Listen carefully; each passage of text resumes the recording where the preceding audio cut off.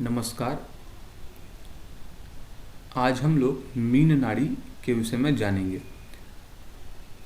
यह जो पत्रिका आप लोग स्क्रीन पर देख रहे हैं, यह पत्रिका एक मेल नेटिव की है जिसका विवाह अभी तक नहीं हो पाया है।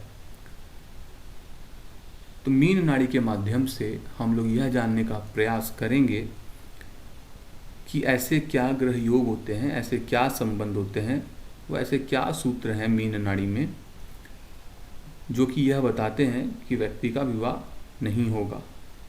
तो आइए और विलंब न करते हुए हम लोग सूत्रों को अप्लाई करते हैं। तो फर्दर सूत्र को अप्लाई करने से पहले मैं मीन नाड़ी के विषय में आप लोगों को कुछ बता दूं कि देखिए, मीन नाड़ी जो है वो किसी ऋषि मुनियों के द्वारा लिखी हुई नाड़ी नहीं है। ये एक हाइब्रिड नाड़ी है जो कि 3 नाड़ियों से मिलकर बनी है। ध्रुव नाड़ी, सुगरपेरू नाड़ी और बुध नाड़ी, इन 3 नाड़ियों का मिश्रण मीन नाड़ी में किया गया है। तो आइए हम लोग अब आगे चलते हैं, देखते हैं इस मेल नेटिव का विवाह क्यों नहीं हो पाया। तो देखिए, जैसा कि हम सभी जानते हैं कि ज्योतिष की कोई भी ब्रांच हो उसमें सप्तम भाव को विवाह के लिए प्रमुख माना जाता है। तो यहाँ भी वही बात है। तो देखते हैं, देखिए सप्तम भाव में सबसे पहले केतु बैठा है। तो मीन नाड़ी में एक बात आती है, मीन नाड़ी में बार बार राहु केतु का जिक्र आता है। केतु को कटिंग मास्टर कहा जाता है। इसके अलावा राहु केतु जिस भी भाव के जीव शरीर बन जाते हैं तो फिर उस इंसान का ज़्यादा कुछ होना नहीं रहता है। ठीक है, वो इंसान एड़ियाँ रगड़ते रहता है। तो आइए देखते हैं, हम लोग इस पे विवाह के लिए चलते हैं कि इसमें विवाह क्यों नहीं हो पाया। देखिए, सप्तम भाव जो है वो पीड़ित है केतु के द्वारा। फर्दर मीन नाड़ी में काल सर्प योग को भी लिया जाता है। काल सर्प योग अगर बनता है तो ज़्यादा कुछ हो नहीं पाता है, यदि प्रॉपर काल सर्प योग है तो यहाँ पर काल सर्प योग भी बनता है। हालांकि ये काल सर्प योग जो है किसी क्लासिकल में मेंशन नहीं है, तो चूंकि मैं बात मीन नाड़ी की कर रहा हूँ तो मीन नाड़ी में काल सर्प योग को लिया गया है, इसलिए यहाँ पर मैंने काल सर्प योग का जिक्र किया है।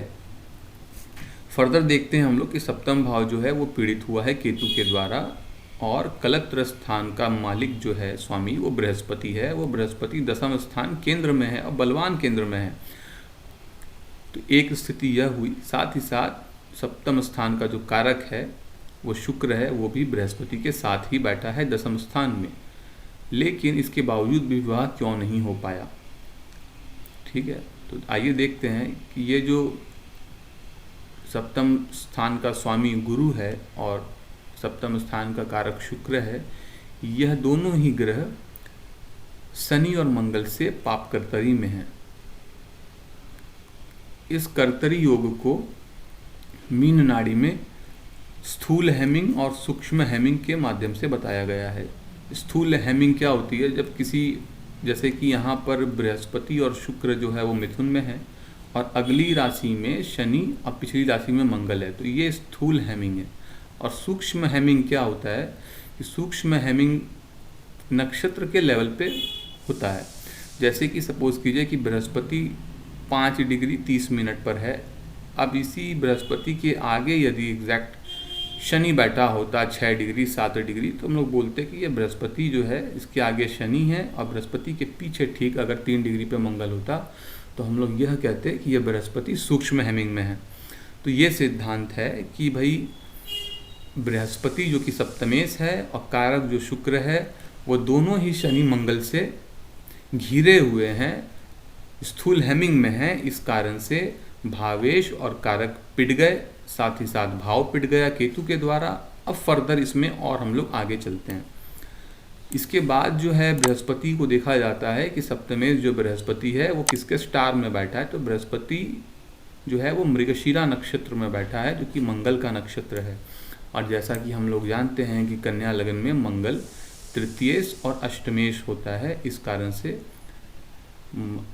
गुरु का जो नक्षत्र स्वामी हुआ वो अशुभ स्थानों को इंडिकेट कर रहा है, पहली बात। इसके आगे हम लोग अगर और चलें तो हम लोग सीधा जंप करेंगे कालांश लॉर्ड पर। तो जुपिटर का जो कालांश लॉर्ड बनता है वो सूर्य बनता है। तो मैं बता दूं, कालांश लॉर्ड जो है वो कुछ और नहीं, वो सब लॉर्ड है। तो सप्तमेश का जो सब लॉर्ड है वो सूर्य है, और सूर्य का जजमेंट हम लोगों को यहाँ पर करना होगा। तो आइए देख लेते हैं। देखिए, सूर्य जो है वो मरकरी के स्टार में बैठा है, ठीक है। अब मरकरी जो है इस पत्री के लिए लग्नेश और दशमेश है। अब मीन नाड़ी में विवाह होने के लिए जो कॉम्बिनेशन जिम्मेदार होते हैं वो होते हैं 7, 2, 11, ठीक है। हालांकि केपी में भी यही हाउसेज हैं, लेकिन इसमें एप्लीकेशन करने का तरीका जो है कुछ डिफरेंट है। तो सूर्य जो है वो आश्लेषा नक्षत्र में बैठा है, और उसका लॉर्ड जो है वो 1st हाउस और 10th हाउस का लॉर्ड है मरकरी, और वो 12th हाउस में पॉजिटेड है। तो अगेन सूर्य का जो नक्षत्र स्वामी बुध है वो सूर्य की इन्वॉल्वमेंट जो है वो 7, 2, 11 भाव से नहीं कर रहा है, ठीक है। आइए अब हम लोग आगे चलते हैं। सूर्य जो है वो मीन नाड़ी में राजसिक ग्रह बताया गया है। तो सूर्य जो है वो राजसिक ग्रह होकर उसको जो गुण मिला है वो सात्विक, राजसिक, सात्विक मिला है। तो it is not too much bad, but is मतलब कि ये पूरी तरह से अच्छा भी नहीं है। क्यों? क्योंकि राजसिक प्लैनेट इन सात्विक नक्षत्र, सो इट इज़ 50-50 हम लोग कह सकते हैं। परंतु इसमें SRS है, अर्थात सात्विक, राजसिक, सात्विक। सो बोल सकते हैं हम लोग कि लगभग इसमें 33 और 34% के आसपास जो है इसमें सूर्य को राजसिक गुण मिले हैं, अर्थात वो गुण के मामले में भी कुछ कमज़ोर ही है। नेक्स्ट जो है हम लोग सूर्य का जीव और शरीर को देखते हैं। तो हम लोग देख लेते हैं कि सूर्य जो है उसका जीव और शरीर हम लोग क्रमशः बुध और शुक्र को पाते हैं। तो बुध के ऊपर हम लोगों ने बात कर ली है, अब हम लोग सीधा जंप करते हैं शुक्र के ऊपर। तो देखिए, शुक्र जो है वो उसके ऊपर हम लोग बात कर चुके हैं कि उसकी स्थिति जो है वो ठीक नहीं है। शुक्र हेम्ड है और ये अशुभ फल करने में सक्षम है, इसमें शुभता नहीं रही है।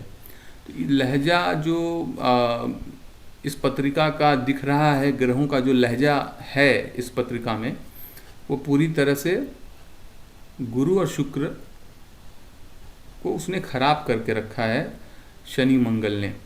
अगर मैं थोड़ी देर के लिए वाराह मिहिर की बात करूं तो वाराह मिहिर ने क्लियर कट अपने ग्रंथ बृहद जातक में कहा है कि मंगल और शनि के द्वारा युक्त दृष्ट जो भी भाव ग्रह आदि होते हैं उनके फलों का नाश होता है। तो आशा कर रहा हूं कि आप लोगों को यह वीडियो अच्छी लगी है। तो इस नेटिव का विवाह अभी तक नहीं हो पाया है, आगे अब इन महाशय को विवाह करने की इच्छा भी नहीं है, क्योंकि ऑलरेडी काफ़ी विलंब हो चुका है। फर्दर गुरु के आगे पीछे शनि मंगल जैसे ग्रह बैठे हैं, तो यह व्यक्ति जो है ये अच्छा एक स्वयं ज्योतिषी है और किसी रेपुटेटेड जो है एक संस्था में ये इंसान ज्योतिष का शिक्षक है, पढ़ाता है, और अभी वर्तमान में ये तंत्र के लाइन में कार्य कर रहा है, तंत्र की शिक्षा ले रहा, तंत्र का कार्य कर रहा है। तो अब इस पत्री में क्या विवाह हो पाएगा? आप लोगों को क्या लगता है? आप लोग कमेंट में लिख सकते हैं। मुझे नहीं लगता कि और इसमें विवाह हो पाएगा, क्योंकि स्थिति बहुत दयनीय है। भाव, भावेश, कारक वगैरह का जो साधारण सिद्धांत हम लोग पाराशर आदि में इस्तेमाल करते हैं वो तो इसमें पूरी तरह से लागू होता है। इसके अलावा अगर मीन नाड़ी से भी चूँकि हम लोग देख चुके हैं, हालांकि सप्तमेश का जो कालांश लॉर्ड सूर्य है उसको दिग्बल है। अब इसमें मीन नाड़ी में दिग्बल अलग प्रकार से होता है। आप ये मत कहिएगा कमेंट में कि सूर्य दशम में बैठा नहीं है तो कैसे दिग्बल मिला, इसका एक अलग से सिद्धांत है पूरा। तो आशा कर रहा हूँ कि आप लोगों को बात समझ में आ गई है। अब थोड़ा सा अगर इस पे पाराशर का टच भी दिया जाए तो हम लोग देखते हैं कि सप्तमेश जो बृहस्पति है वो मंगल के नवांश में है, ओके, और जो कारक है शुक्र वो अभी मंगल के नवांश में है।